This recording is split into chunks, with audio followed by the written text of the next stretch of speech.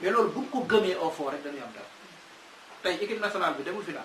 lu doon wax non daa am ñuy yàq parce que ñun dañoo gëm sëriñ de taux sénégalais bu xëyee encaissé 500000 bi ñu xool ban saafara la mujjee dindi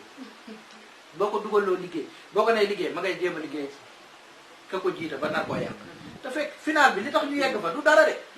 da nit ñee ko gëmul woon ñun bala ñoo am dara suñu yaakaar tas bala ñoo xeex sax nga dóor ñu ba ni mën ngay dóor looloo nu jóg final fi mu ne nii buñ ci ngawtee léegi te méritoon nañ ko Aliou Cissé bi mu fi toogee di doomu Sénégal mais ñu war ko jàppale mais day gis ñu koy xeex te bu doon tubaab ñun dañoo complexe tey Aliou Cissé ñaata tubaab la dóor ñaata entraîneur tubaab la Aliou Cissé gagné mais lan moo gën a neex coupe bi dugg Sénégal ñu xool ñëpp di ay nit yu